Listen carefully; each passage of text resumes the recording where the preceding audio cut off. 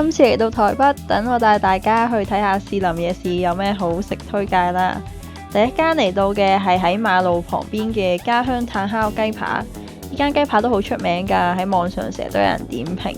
佢嘅做法比較特別，就係會將啲雞扒先炸咗，然後再裹醬汁烤，所以零舍多肉汁。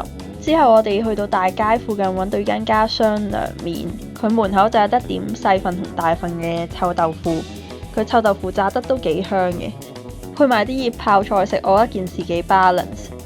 木瓜牛奶基本上係嚟台灣必嗌嘅飲品之一。呢間簡記呢，只係60蚊台幣一杯，非常之抵飲。超新鮮嘅木瓜配搭香醇嘅牛奶，口味超級濃郁。我仲好中意佢可以唔加糖添。飲完嘢又食翻份甜品啊！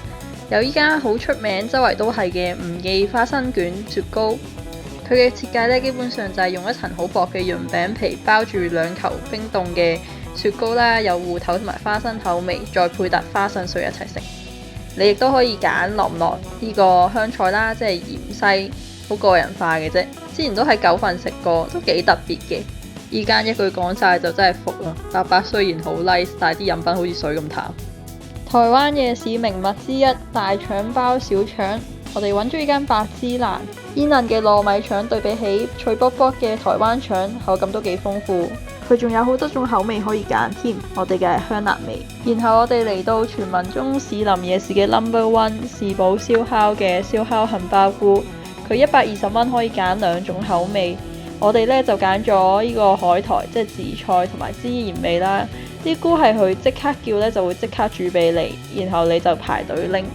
我呢個人嚟講，其實覺得佢冇想像中或者啲人講到咁好食。雖然啲菇係真係好多汁嘅，但係唔知係咪調味料一般般，所以食到一半就唔想食。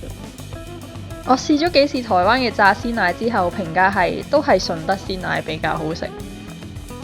壓軸出場嘅呢係呢一間連老闆都企埋出嚟 welcome 你嘅海友十全排骨。佢呢間鋪頭呢係米芝蓮嘅推介嚟㗎。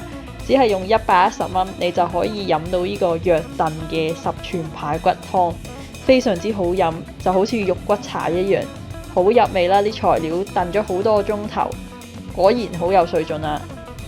嚟到最後啦，我哋嚟到士林夜市外圍嘅一間叫做傾克間茶飲店，佢呢度嘅招牌綠豆沙牛奶，將綠豆沙溝埋冰凍牛奶，夏天飲真係一流啊！